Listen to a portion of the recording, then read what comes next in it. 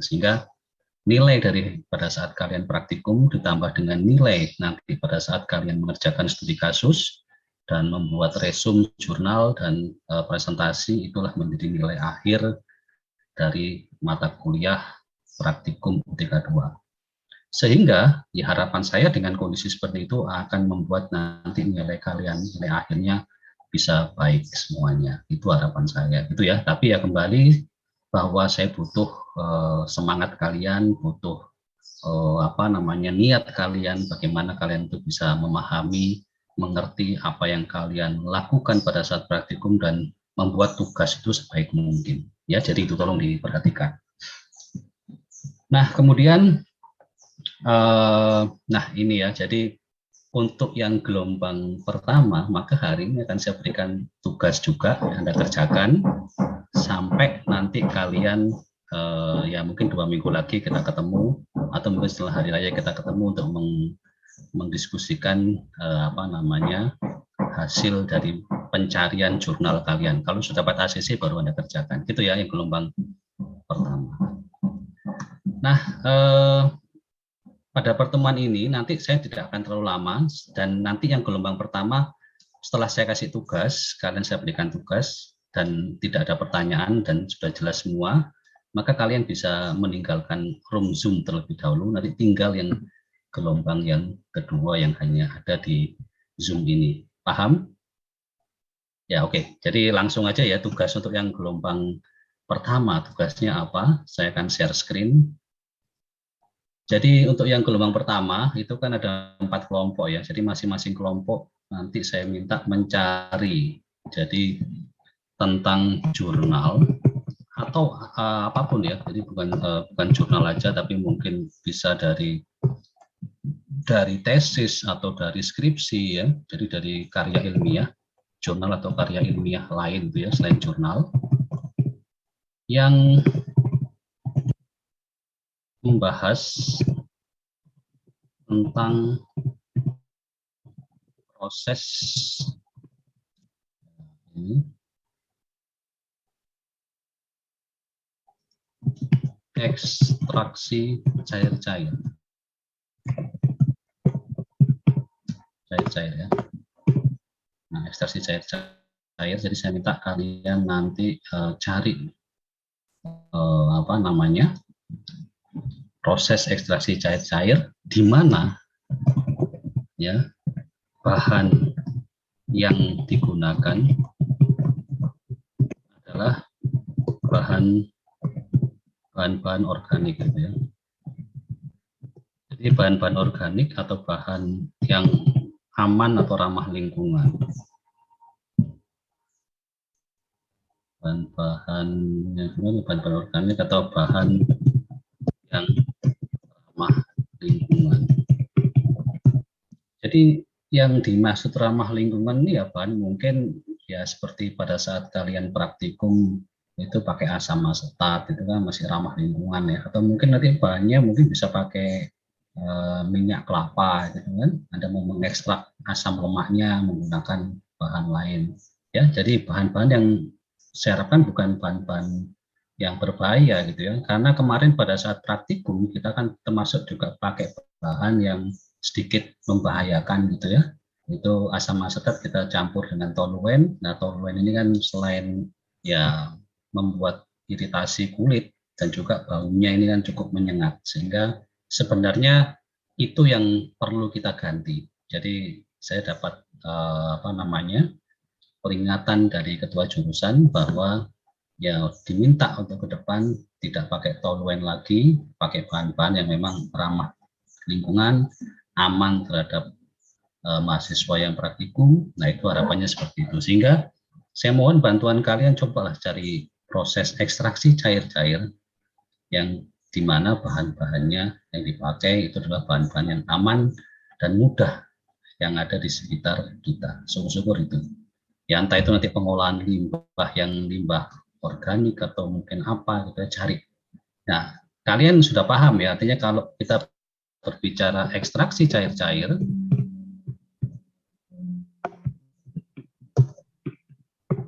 ya, Berarti nanti itu ada 3 komponen ya. Jadi ada komponen A itu namanya solut, ya. Komponen B itu bisa kita namakan ya diluent atau inert, ya, inertnya.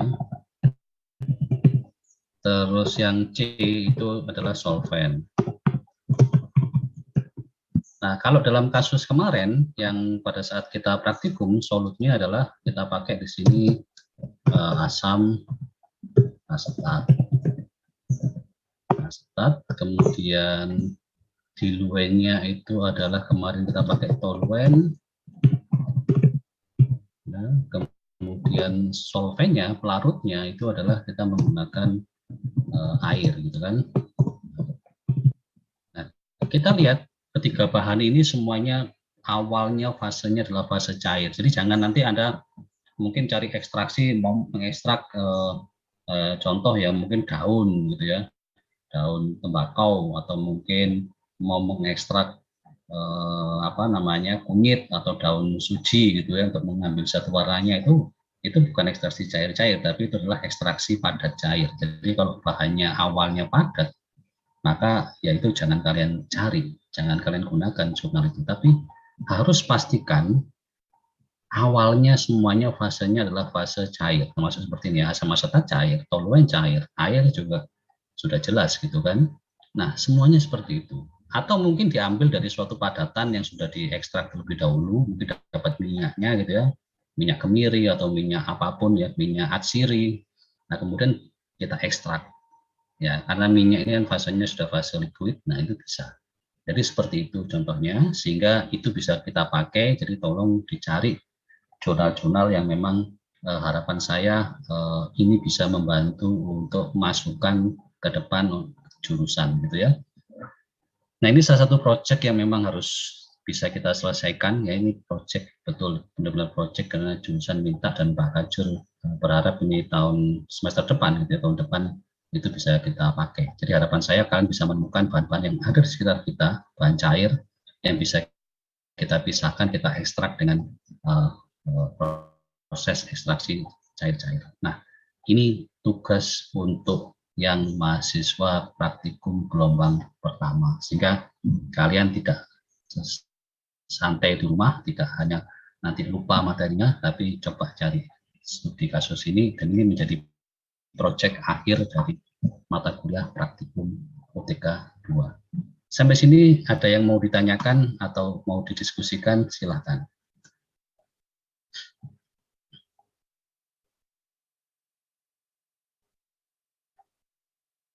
Jelas semua untuk yang mahasiswa yang sudah praktikum di gelombang pertama?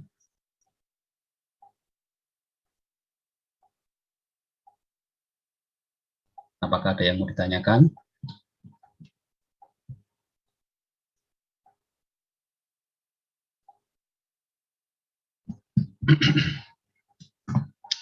Nah, kalau tidak ada pertanyaan, maka saya minta ini paling tidak 2 minggu lagi, nanti kita konsultasikan, Anda dapat judulnya apa, dan saya harapkan dari 4 judul itu tolong jangan sama dengan kelompok yang lain, atau mungkin dengan kelas yang lain ya. Jadi nanti akan saya cek, akan saya seleksi, kalau bisa jangan sampai sama dengan kelas lain, karena ini proyeknya sama dengan yang saya berikan di kelas lain. Jadi nanti kalau apa yang kalian usulkan dieliminasi, ini saya eliminasi karena mungkin ada yang sama ya.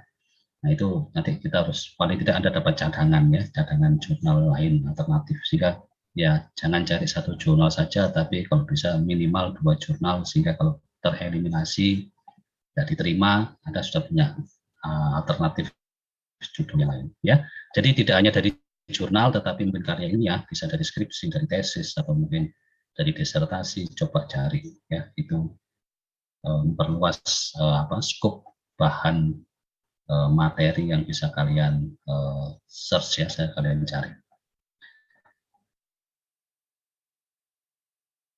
Oke, kalau tidak ada pertanyaan dan sudah jelas, mungkin yang gelombang 1 saya sampaikan terima kasih sudah gabung dengan Zoom ini. Saya harapkan apa yang sudah kalian pelajari kemarin jangan lupa ya, jangan dilupakan begitu saja. karena materi UTK 2 itu masih bersambung terus dan juga apa namanya nanti dilanjutkan dengan UTK 3, jadi jangan sampai Anda lupakan, minimal Anda harus ingat-ingat apa yang sudah Anda dapatkan, Anda masukkan dalam pikiran gitu ya, memori kalian, jangan berprinsip dalam kondisi steady state gitu ya, masa masuk sama dengan keluar atau ilmu yang masuk sama dengan ilmu yang keluar, tidak ada yang terakumulasi. Itu tidak saya harapkan. Semoga ada yang terakumulasi walaupun ya sedikit, itu harapan saya.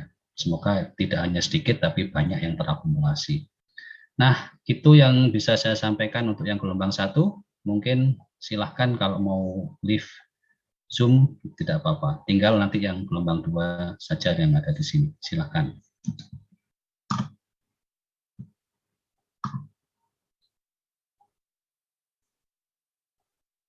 Baik Pak, terima kasih. Oke, sama-sama. Terima Kalau kasih, ya ada materi yang belum jelas, tetap saya akan terima diskusi dan pertanyaan dari kalian. Kalau ingin kalian tanyakan, silahkan. Ya, saya tetap membuka kesempatan untuk kita berdiskusi. Silahkan. Oke, terima kasih. Tidak apa-apa, silahkan kalian. Tinggal saya mau koordinasi dengan gelombang yang kedua. Baik Pak, izin live. Ya, oke, silakan.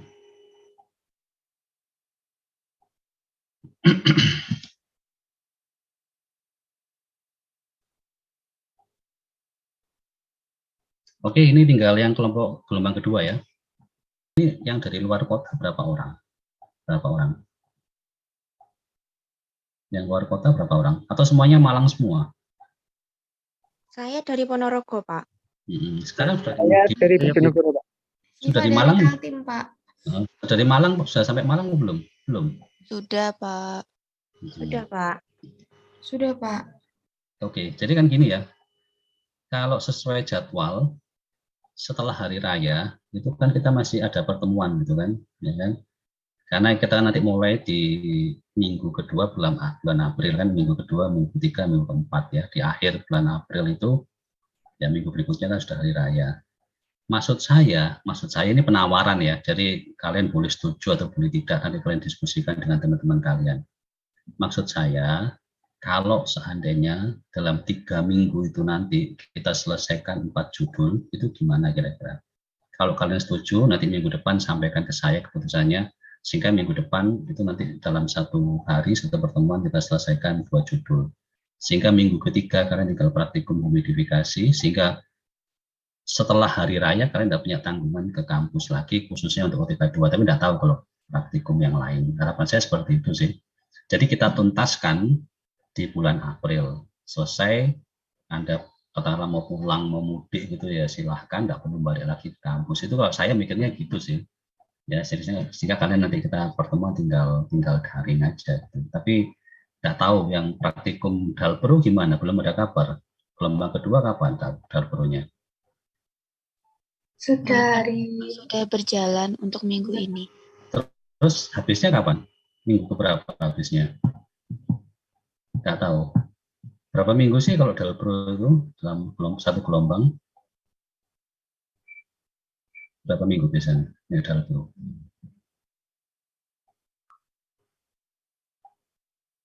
Dalpro berapa judul? Berapa minggu? Kalau nggak salah 7 minggu, Pak. Soalnya 2 kali UKOM. Oh, 2 kali UKOM ya. Oh.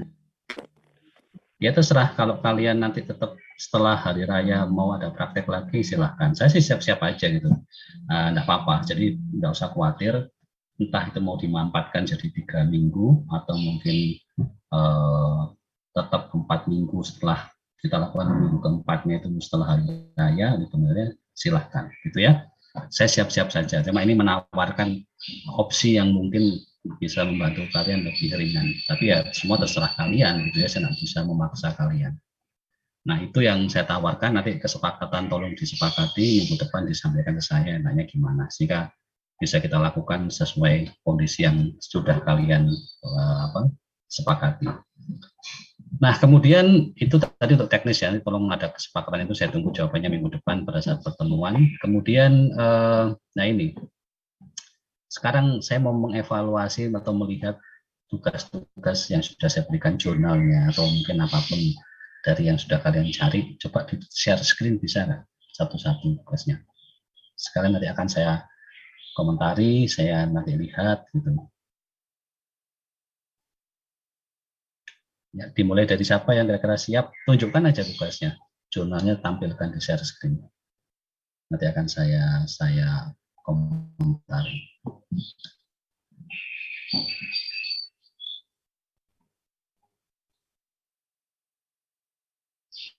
Silakan kalau ada yang mau share screen.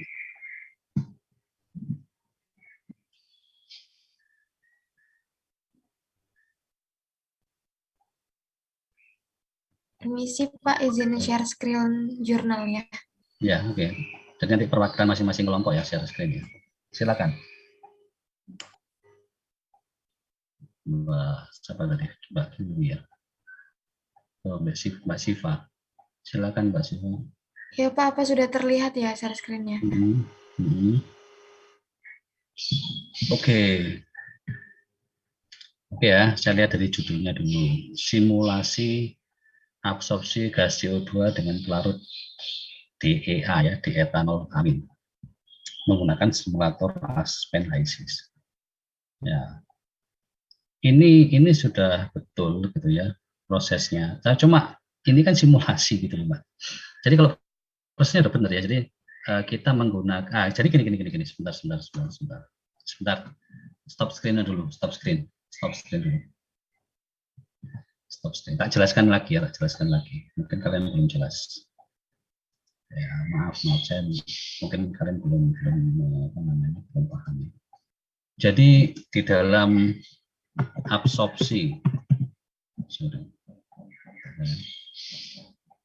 proses absorpsi gas CO2 ya, ini yang kita lakukan ini dalam praktek itu nanti akan kalian lakukan dalam praktikum mulai minggu depan. Itu kembali lagi kita ada 3 komponen seperti ekstraksi ya. Jadi ada yang A itu adalah gas CO2,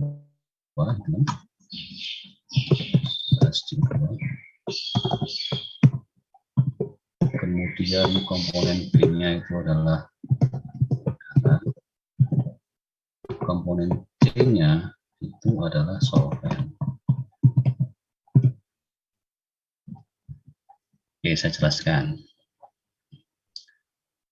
Jadi di sini nanti ya di dalam proses yang akan kita lakukan praktikum atau di dalam proses sebenarnya udara itu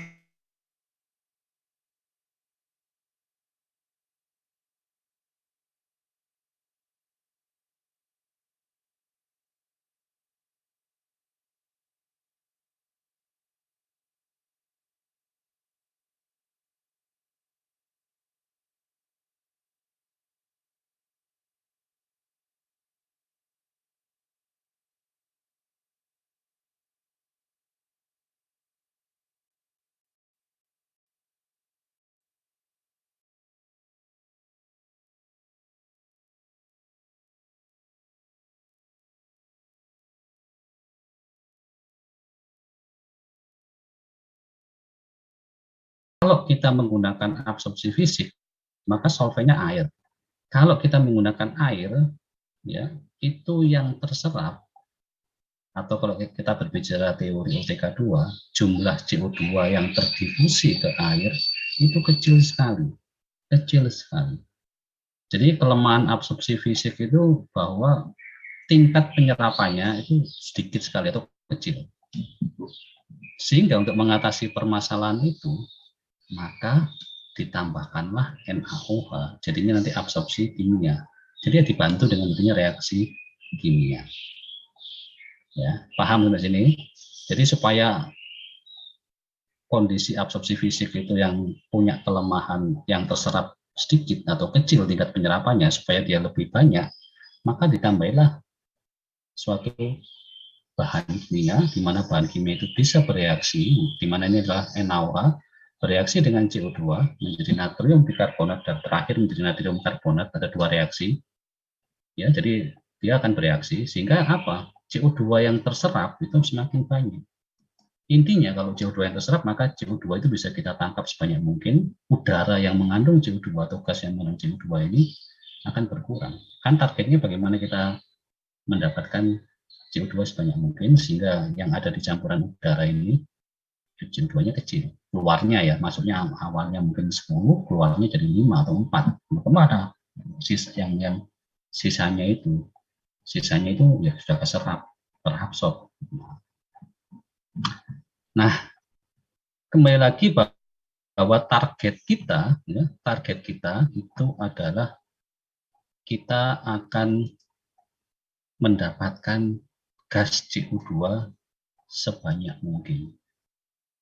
Atau bisa dikatakan CO2-nya yang terserap semaksimal mungkin. Nah, jadi permasalahannya kita mulai dari gas CO2. Nah, dalam proses absorpsi, untuk mengetahui CO2 yang terserap, ya, nah kita tuliskan ya.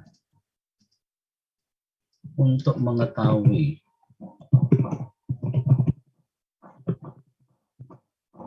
CO2 yang terserap, nah ini kita menggunakan analisa.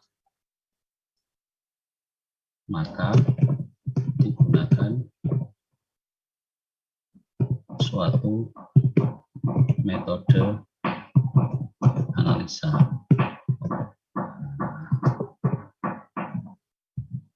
Jadi karena kuncinya kita ingin mendapatkan CO2 sebanyak mungkin, CO2-nya terserap sebanyak mungkin, maka kita harus menganalisis CO2-nya. Bagaimana kita bisa menganalisis CO2? Yang pertama, yang sebenarnya bisa kalian lakukan pada saat praktikum, menggunakan yang pertama metode titrasi ya, atau titrimetri.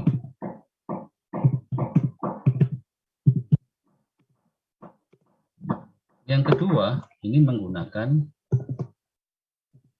metode HAMPL, HAMPL. Nah, metode yang HAMPL ini yang nanti akan kalian praktekkan pada saat praktikum nanti. Dua metode ini yang digunakan untuk menganalisis gas CO2. Nah, tugas kalian sebenarnya cari metode lain gitu ya, selain metode titrasi dan metode HAMPL untuk menganalisis CO2. Nah, itu targetnya di situ. Sorry. Jadi cari metode lainnya selain metode ini. Jadi metode yang ketiga cari. Metode ketiga apa? Mungkin metode lainnya metode apa? Metode 4. Metode 5. Jadi yang saya harapkan kita cari metode-metode lain.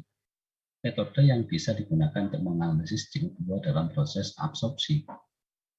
Ya, tadi saya sempat lihat, tidak tahu kelompok berapa itu pakai metode gas kromatografi, bisa gitu kan? Atau mungkin nanti ada yang namanya metode cik-tik yang dikembangkan oleh Bu Aryani, itu metode cik-tik yang dipelajari. Nah, itu ada. Nah, harapan saya kalian menemukan itu. Jadi kalau tadi, ya mohon maaf ya, Mbak, siapa tadi yang menunjukkan tadi tugasnya? Bukannya itu salah, enggak, benar, cuma belum pas. Karena tugasnya adalah metode yang kalian gunakan untuk menganalisis CO2 yang terserap dalam proses absorpsi. Atau mungkin nanti pakai gas analyzer gitu ya. Atau kalau tadi di dalam jurnal tadi disebutkan dia pakai metode apa, ya enggak apa-apa, betul itu. Berarti saya belum baca gitu ya. Tapi saya ingin menjelaskan dulu apakah di dalam jurnal-jurnal yang sudah Anda dapatkan itu menjelaskan metode analisanya, dan saya tidak berharap itu tetap menggunakan metode titrasi atau metode HAMPL. Karena metode titrasi sama HAMPL ini sudah kita lakukan pada saat praktikum. Cuma untuk semester ini saya tidak melakukan metode titrimetri karena ya harus persiapannya lama ya dan butuh waktu yang panjang. Kita pakai metode yang simpel yaitu metode HAMPL. Ini HAMPL. Nah, tugas kalian mencari metode-metode analisis gas CO2 yang lainnya. Sampai sini paham, kira-kira? Paham? Paham, Pak. Oke, ya, jadi kalau yang di etil amin, di etanol amin tadi itu yang absorpsi kimia. Jadi kalau bertanya untuk apa sih ditambahkan pakai DEA atau mungkin MEA gitu ya, ada DEA, ada MEA, itu adalah untuk bagaimana menyerap sebanyak mungkin CO2. Apakah tidak bisa pakai solvent lain? Bisa, tapi tugas kalian bukan mencari solventnya, tapi mencari metode analisis CO2-nya. Kalau tugasnya mencari solventnya, ya berarti bisa pakai solvent NaOH, atau pakai molecular sieve, atau pakai MEA, pakai DEA, gitu. Nah, cuma tadi belum saya baca di dalamnya apakah di situ disebutkan metode analisisnya untuk tes CO2. Tapi kalau dari judul simulasi pakai Aspen HYSYS, berarti kan itu mensimulasikan aja pakai software. Nah, tapi harapan saya adalah itu yang memang real tentang penelitian absorpsi. Gitu ya. Nah, oke, sekarang kembali lagi ke kalian. Coba tadi dapat disampaikan ke saya. Yang tadi mungkin tidak apa-apa tadi diulang, atau siapapun yang mau menyampaikan silakan. Silakan.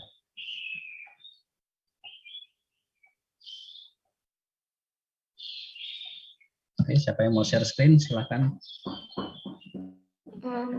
Kelompok saya mau izin share screen ya, Pak. Silakan Jurnalnya. ya, Mbak Putri. Enggak apa, enggak usah takut loh ya, kalian jangan takut. Salah itu ya biasa, namanya belajar ya, atau enggak ngerti itu biasa.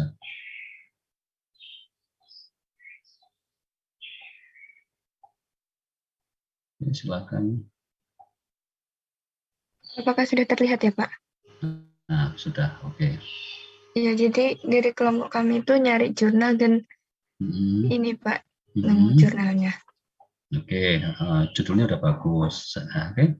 Sekarang dia pakai apa metode analisa CO2-nya? Ini menggunakan air bertekanan.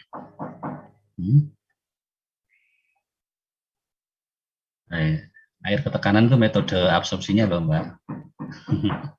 Coba kalau bagaimana dia bisa menghitung CO2-nya? Pakai metode apa? Mendeteksi CO2-nya pakai apa dia? Air bertekanan itu prosesnya itu. Nah kan tekanan optimalnya itu proses absorpsinya. Nah, coba Mbak dicek dia bagaimana mendeteksi CO2-nya, tahu yang terserap berapa, pakai apa itu?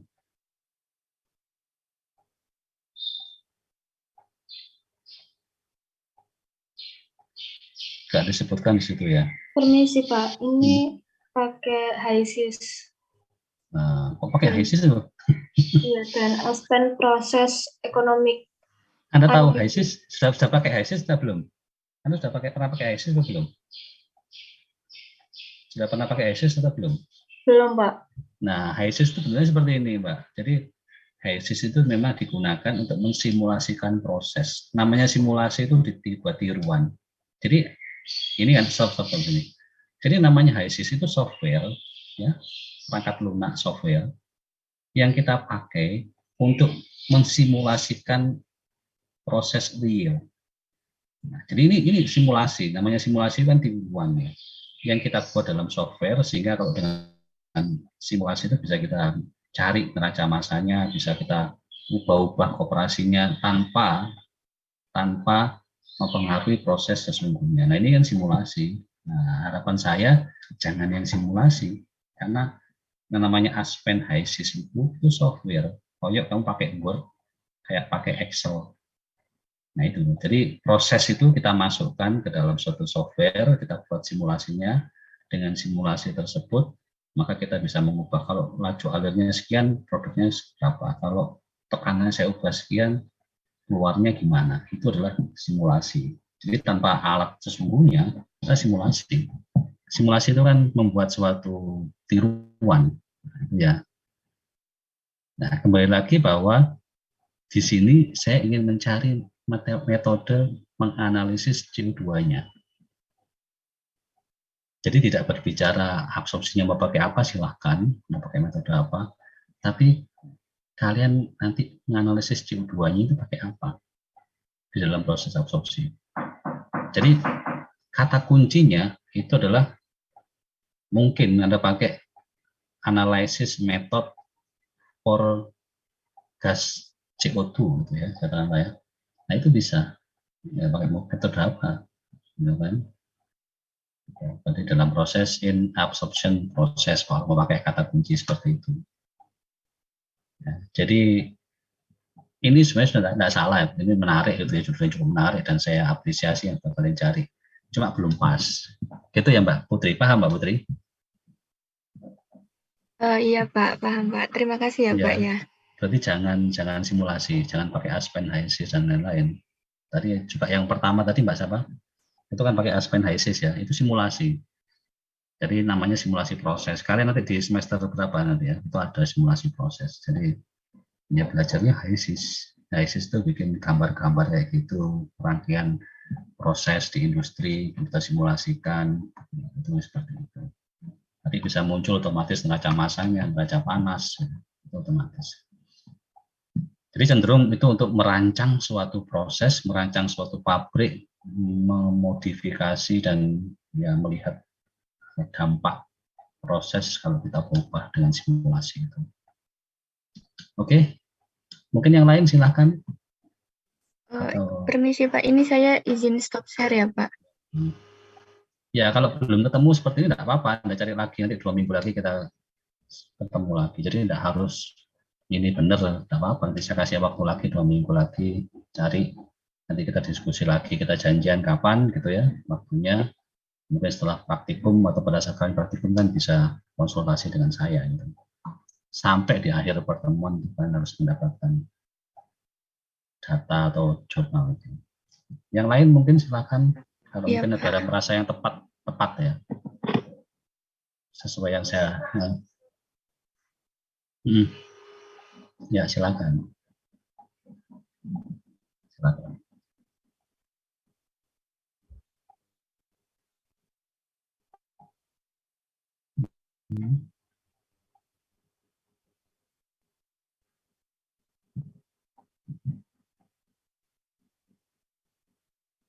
Ya oke. Terus ya ini metode absorpsi biogas ya, jadi menggunakan sistemnya bubble column ya, dan juga dengan penambahan sparger itu kayak apa ya, kayak spray gitu ya, kayak di spray kan untuk lajunya apa namanya, absorbennya gitu.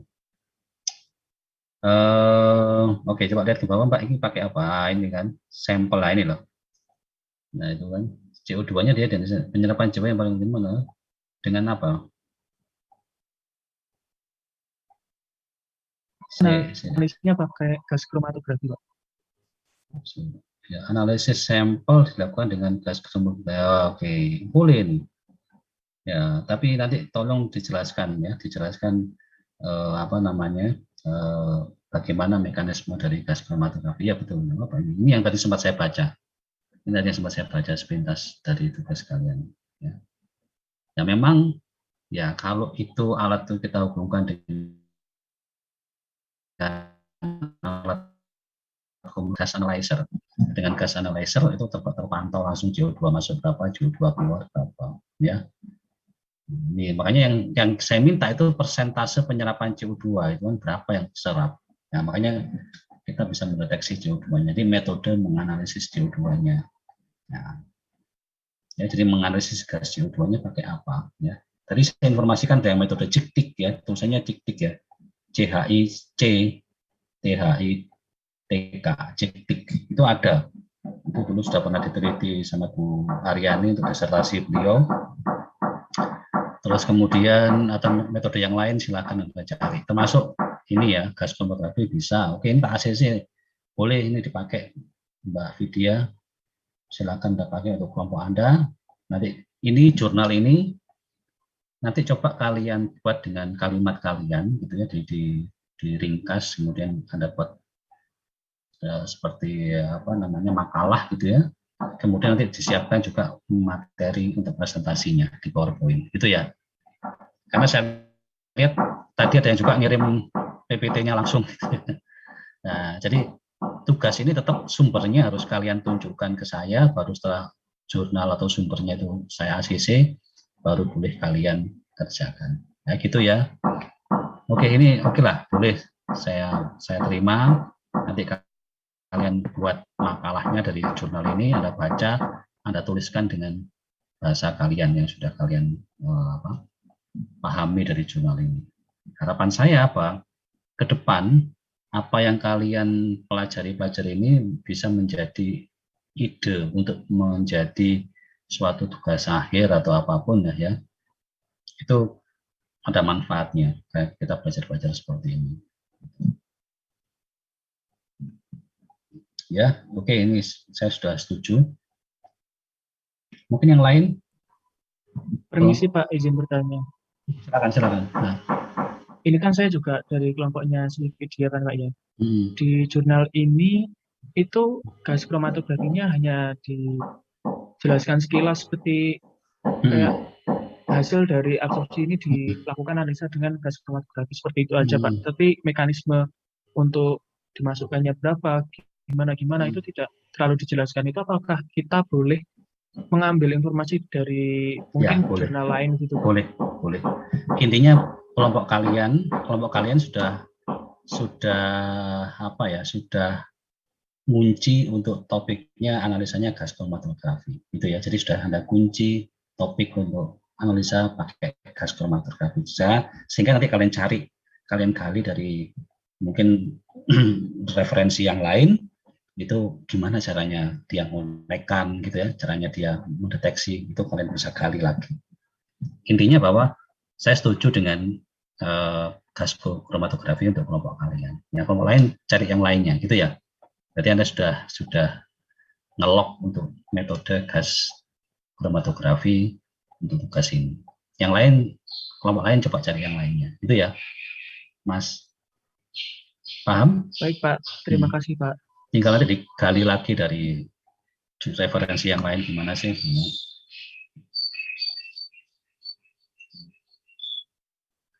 Oke, yang lain ada pertanyaan?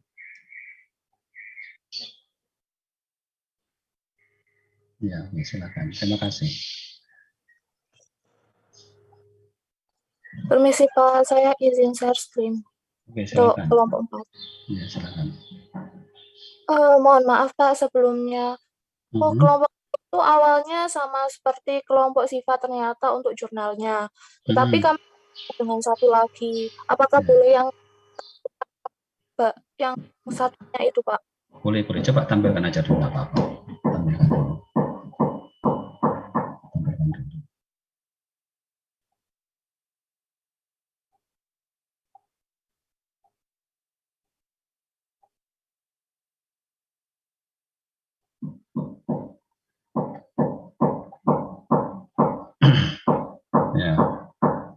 Ya, ini kan metode absorpsinya kan, ya dengan solventnya, ya, itu ya absorbennya itu kan.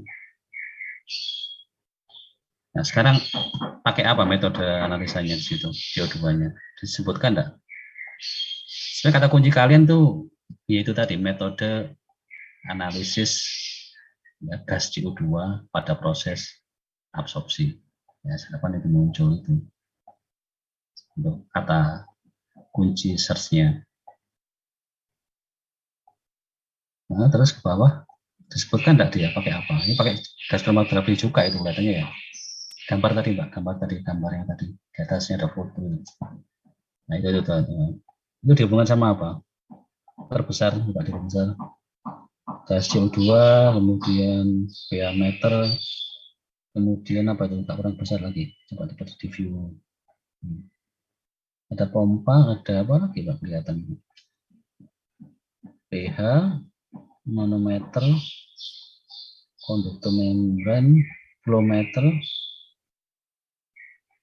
Ya, untuk analisa CO2-nya pakai apa dia? Coba lagi turun ke bawah. Jurnal ini keterangannya hanya pakai ini Pak, alatnya aja. Terus gimana mengetahui CO2 yang terserap gimana dia? Nah, ada enggak dia bagaimana kita menghitung CO2 yang terserap? Ada enggak di situ?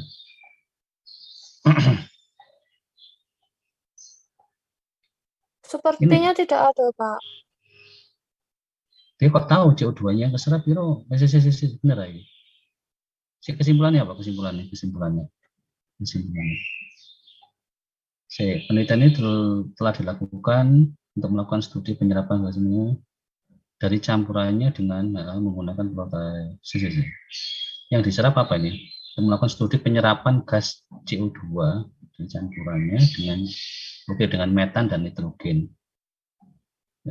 Flux perpindahan CO2 dalam air dapatnya. Ya, ini benar, sudah benar, ini adalah CO2. Coba dan metode penelitiannya, Mbak, metode penelitiannya di atasnya lagi. Metode penelitian.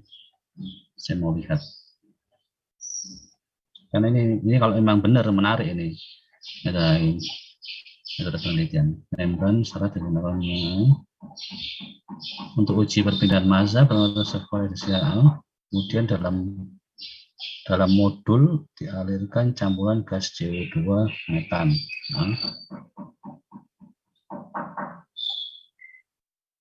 Sebentar ya, kita bisa baca dulu. Dan perubahan konsentrasi pelarut yang melewati kontaktor membran diukur melalui perubahan pH yang dari kecepatan lainnya.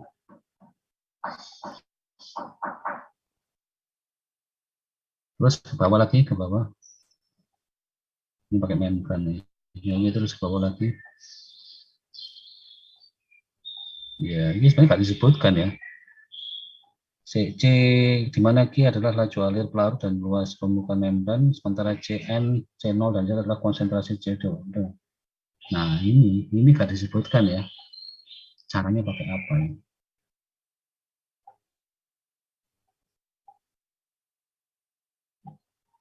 Ya, jadi ini cuma dia pakai membran yang keserap itu nanti dibaca pH-nya sama pakai manometer sama ini ya untuk melihat kandungan pH. Tapi untuk yang CO2 terserapnya tidak disebutkan di sini, Mbak. Coba mau dibaca lagi ya, Mbak Gilwi. Ya, kalau Pak. itu disebutkan CO2-nya yang terserap dia digunakan pakai apa, ya nggak apa-apa. Ini bisa dipakai. Tapi kalau dia ternyata mengabaikan, artinya dia tidak menampilkan di jurnal ini cara menghitung CO2-nya, ya berarti nggak bisa kita pakai jurnalnya. Karena yang saya harapkan bagaimana kita bisa menghitung konsentrasi CO2 awal, CO2 akhir, CO2 yang terserap, itu kuncinya di situ. Kok bisa dia tahu? Coba atasnya. Semakin besar oksida ini akan bersifat hambatan. Nggak tahu orang ini. Itu koefisien perpindahan massanya. Itu adalah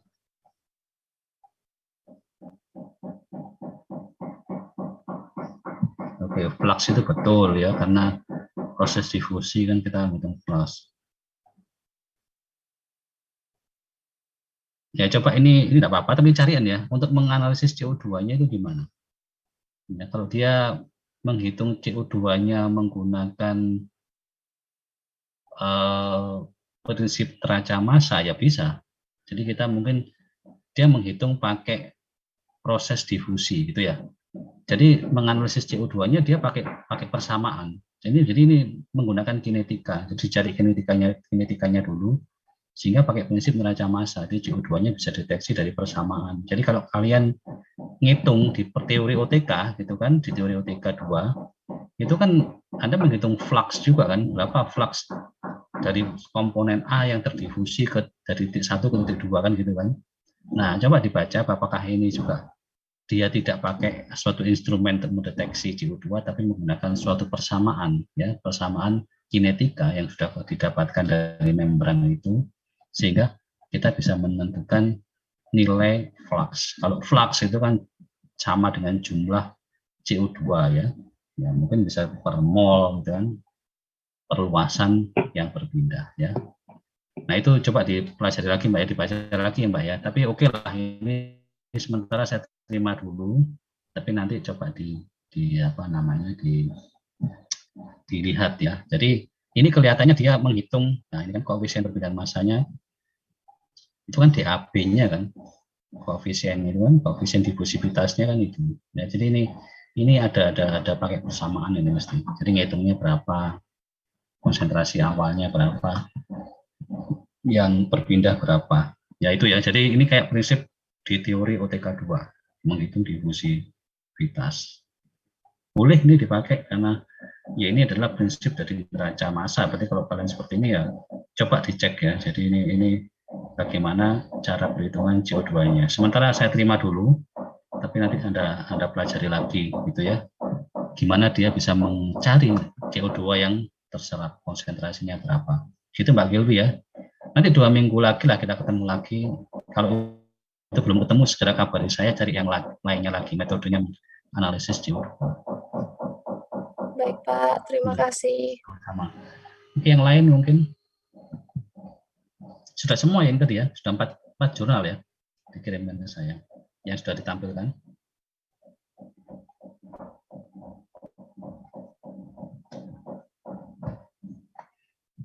Oke, kalau ya sudah semua ya, sudah semua. Tidak ada yang mau ditampilkan lagi? Ya berarti ada 2, sudah ya, ada 2 jurnal yang untuk sementara ini saya ACC gitu ya, yang lainnya mau dicari lagi. Tapi penyanyi Mbak Gilby tadi mohon dipelajari lagi, apakah dia menggunakan suatu peralatan untuk menganalisis CO2-nya atau menggunakan metode perhitungan untuk menghitung CO2 yang berpindah. Karena istilah flux itu adalah jumlah suatu komponen yang terdifusi dari satu titik ke titik lainnya sesuai yang ada di teori OTK 2 seperti itu gitu ya. Itu pakai persamaan kan, ada nilai koefisien difusivitasnya, kalau tadi koefisien perpindahan masanya kan. Ini adalah pakai suatu persamaan, tapi perlu dipelajari lagi karena ini lebih sulit itu ya. Kalau pakai instrumen kan langsung kebaca kan, oh CO2-nya sekian masuk, CO2-nya sekian yang keluar, sisi yang masuk dan keluar berarti kan itu yang terserap, atau mungkin tahu langsung yang terserap berapa kan bisa gitu ya. Nah itu yang beberapa metode yang bisa kalian pakai gitu ya, termasuk metode perhitungan tadi itu bisa juga dipakai ya, tidak salah. Tapi nanti coba dipelajari lagi, diperdalam lagi sehingga nanti bisa kalian konsultasikan untuk kelompoknya lagi. Tapi yang kelompok yang tadi yang sudah saya ACC silakan dilanjutkan lagi untuk mencari penjelasannya untuk gas kromatografi, gimana dia mengkonekkan, gimana kromatografi itu bisa mendeteksi CO2, pakai jenis kolomnya apa, kan kolomnya macam-macam gitu ya dalam gas kromatografi. Nah itu yang perlu saya sampaikan ke kalian, yang mungkin yang belum nanti bisa dicari lagi dengan kata kata pencariannya seperti yang saya sarankan tadi itu ya. Intinya bahwa yang saya minta itu adalah metode bagaimana kita mendeteksi atau menghitung gas CO2 yang terserap atau gas CO2 awal dan akhirnya. Pakai metode apa? Ya. Jangan sampai pakai metode titrasi atau metode sampel, karena ini sudah ada dan sudah kita lakukan. Saya minta metode yang lain. Oke, ada yang mau ditanyakan atau mau dikomentari, silahkan.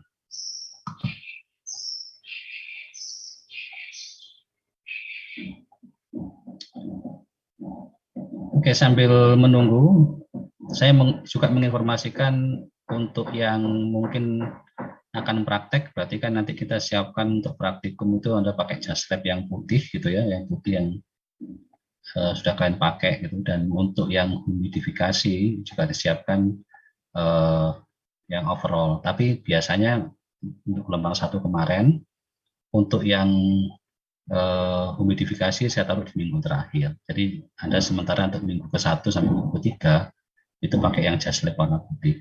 Tapi yang untuk luar, yang overall, yang warna biru itu ya, itu nanti kita pakai di minggu terakhir. Tapi ya siapkan saja gitu ya. Pokoknya Anda siapkan overallnya. Jangan sampai lupa bagi yang di luar kota ketinggalan di rumah. Terus jangan pakai juga baju angkatan. Memang mirip gitu ya. Tapi jangan pakai baju angkatan yang mungkin ada tulisannya JE20 atau JE21, jangan ya.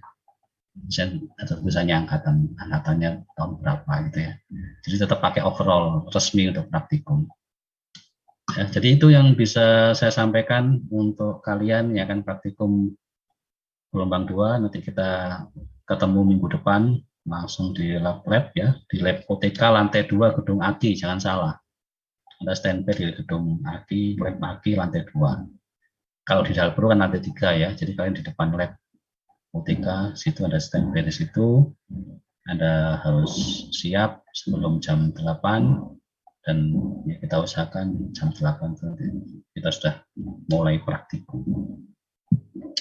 Oke, tidak ada pertanyaan lagi ya, jelas semua? Kalau jelas, maka silakan Mbak Aziza. Kalau seumpama ini penelitiannya pakai dari skripsi itu gimana Pak? Boleh atau tidak Pak? Boleh, tidak apa-apa. Di sini saya menemukan pakai metode SAZH biogas analyzer Pak. Apa boleh ditampilkan Pak? Boleh, silakan. Silakan ditampilkan. Tak stop share dulu. Silakan.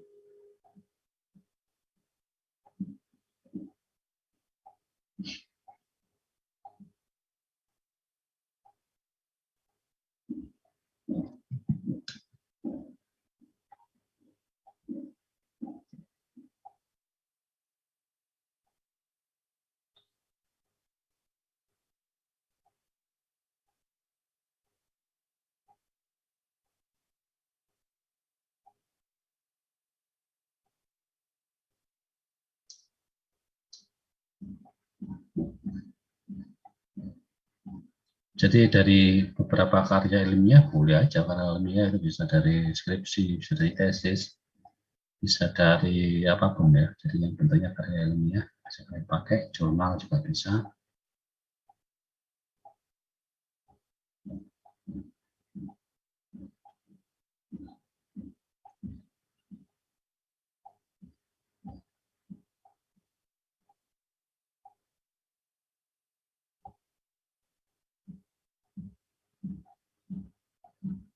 Gimana Mbak, bisa ditampilkan?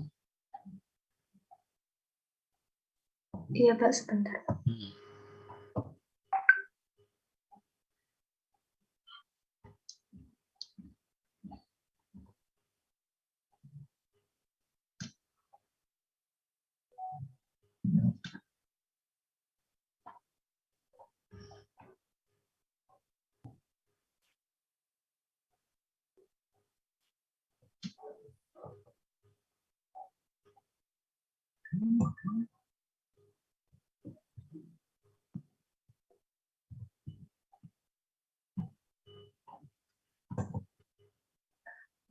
Ini Pak. Sebentar, belum keluar.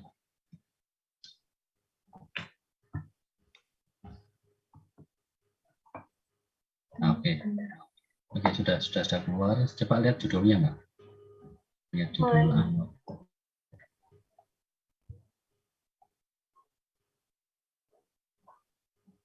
Oke, betul. Terus caranya apa? Mengetahui. Ini kayak analisanya itu pakai alat rancangan sendiri gitu Pak. Tidak apa-apa, malah itu bagus. Kalau bisa bikin sendiri bagus. Tidak apa-apa, saya senang ini.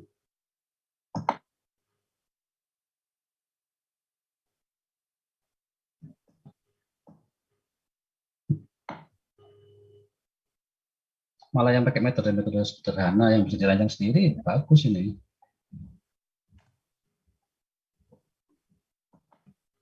Yang merancang sendiri absorpsinya atau analisanya? Alat analisanya. Sebentar Pak. Absorpsinya Pak, alat absorpsinya. Terus ada yang analisis CO2-nya gimana? Ya, ini alat absorpsinya, oke, bikin sendiri. Terus dia untuk mendeteksi CO2-nya pakai apa? Ini pakai alat yang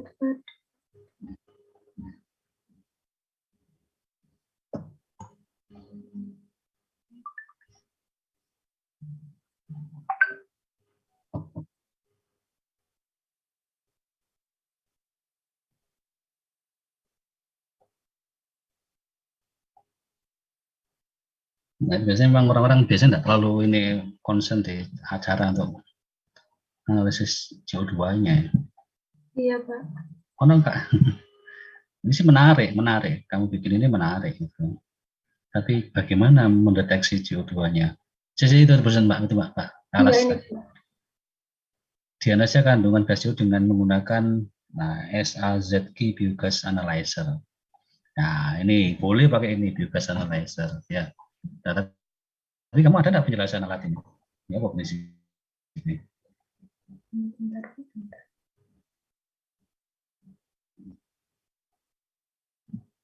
Zaski, ya, Zaski Biogas Analyzer. Ya, boleh kalau mau pakai itu, boleh. Mau pakai kamu searching pakai alat SAZK Biogas Analyzer itu boleh. Tapi jujur saya belum tahu ya itu biogas analyzer-nya fungsinya pakai apa. Oh iya, Pak. Ada enggak Mbak penjelasannya kira-kira itu? Bentar Pak, saya lihat. Wes ini, iku nek ono kalau ada nanti udah ketemu, nanti tunjukkan ke saya, akan saya ACC dengan metode itu. Tapi harus dijelaskan ya, prinsip kerja dari alat itu gimana, bagaimana dia bisa mendeteksi, kemudian caranya gimana ya, itu coba dijelaskan. Karena itu ada sampai diperoleh kesetimbangan. Nah, maksudnya kesetimbangan itu apa? Ya jujur saya tidak tahu kalau alat ini saya belum pernah dengar. Semoga kita bisa belajar bersama-sama, coba carian prinsipnya bagaimana alat itu. Ya, semoga ada di situ dijelaskan. Tapi yang nanti yang harus jelas loh ya, karena kita mau mengeksplor metodenya ini, metode analisisnya itu. Jadi bukan di absorpsinya, tapi bagaimana kita menganalisis gas CO2. Itu yang akan kita kejar di sana. Baik, Pak. Nah, jadi kasih, Pak. itu Mbak Aziza ya. Jadi tolong nanti dicari ini, nanti kapan lah, minggu depan atau nanti kita pasti kampus, kita bisa diskusi lagi. Ya wes, tahu Mbak. Sementara kita tetapkan ini bisa dicari lagi. Oke, yang lain? Sudah ya. Oke, kalau sudah saya rasa untuk pertemuan kali ini kita akhiri dulu. Terima kasih atas perhatian dan kehadiran kalian pada kesempatan ini. Mohon maaf. Terima kasih, Pak. Kelompok kami mau share screen. Oh, saya ono dah. Berapa kelompok ini tadi? Kadang sampai tak tutup, Mas. Jadi masih keliru, Pak. Ya, silakan. Silakan, apa? Bisa Pak, tadi kita ada jurnal lain lagi, apa boleh dipresentasikan lagi ya Pak? Boleh, enggak apa-apa. Oh, kita masih waktunya panjang. Tapi kan sudah tidak ada lagi, mau tak tutup. Sebentar Pak, salah. Jadi intinya saya tidak memasalahkan metodenya, absorpsinya apa. Yang penting bagaimana cara mendeteksi atau menghitung, mencari konsentrasi CO2-nya, itu yang terpenting. Yang saya kejar itu. Untuk tugas project ini. Berikut jurnal ya Pak. Ya, terus caranya gimana? Ini menggunakan metode gravimetri Pak. Gravimetri. Analisa gravimetri. Oke. Pakai CaOH2 ya, sebanyak 1 liter. Oke.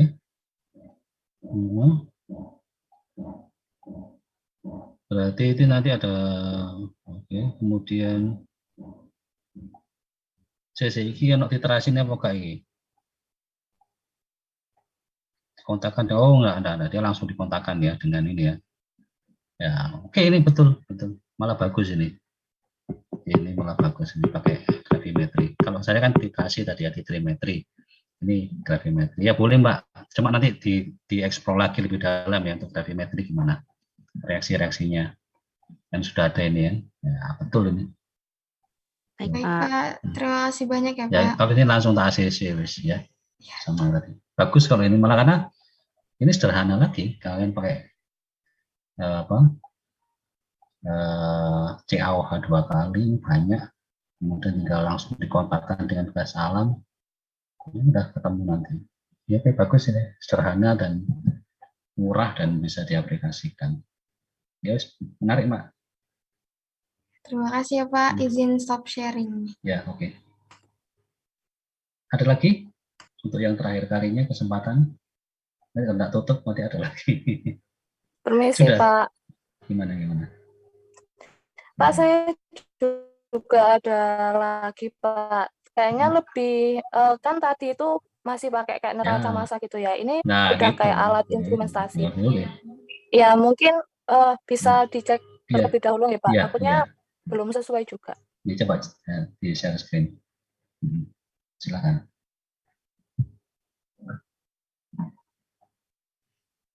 Jadi kalau pakai instrumen memang enak langsung kebaca, tapi kalau kalian menghitung pakai neraca massa, pakai perhitungan seperti di TK2, teori TK2 ya memang ya lumayan, itu agak lama.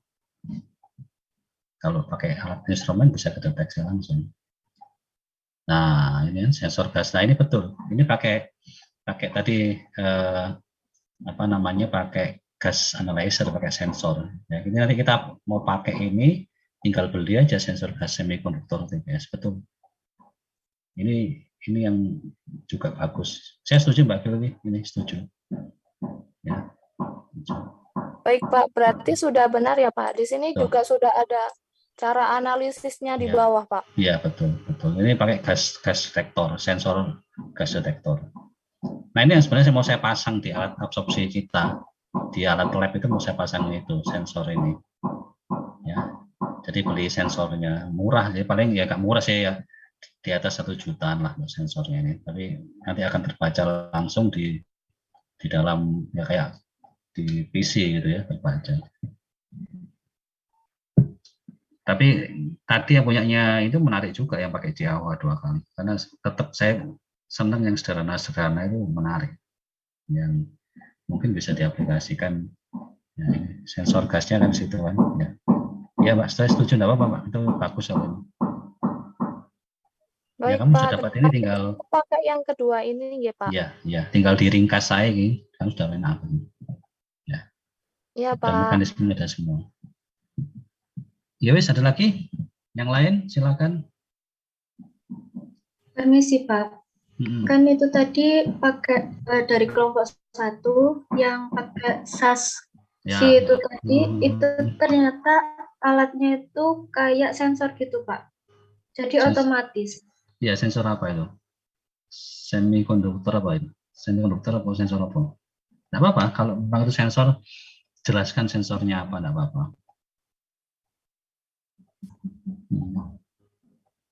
Tidak apa-apa.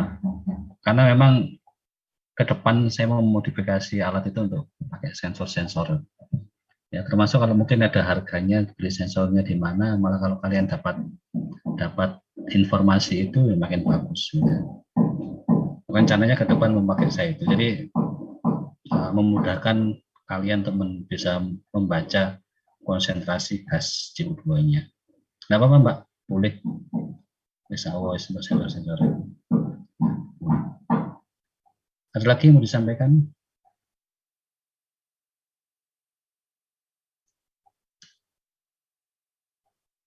Ya, kalau belum ada nanti ditanyakan lagi minggu depan pada saat kita pertemuan, kita bisa diskusi setelah kalian praktikum. Silakan Anda bawa jurnalnya, kita diskusi lagi, silakan, tidak apa-apa. Oke, mungkin itu yang bisa saya sampaikan hari ini ya. Terima kasih sekali lagi, mohon maaf. Saya akhiri. Wassalamualaikum warahmatullahi wabarakatuh. Kita ketemu lagi minggu depan ya, langsung di lab pakai jas lab warna putih. Juga siapkan materinya ya, tentang 4 judul itu baca dulu semuanya di rumah, sehingga pada saat datang ya, kecuali humidifikasi, dehumidifikasi jangan dibaca dulu, tapi 3 judul ekstraksi, destilasi sama absorpsi kalian baca, sehingga nanti pada saat datang ke kampus itu sudah tidak pelongo-pelongo gitu ya, tidak bingung saya mau ngapain gitu ya. Walaupun nanti akan saya jelaskan dari awal sampai jelas, sampai kalian paham, dan minggu depan berikutnya kalian akan menjelaskan ke teman-teman kalian yang akan praktek. Oke? Baik Pak.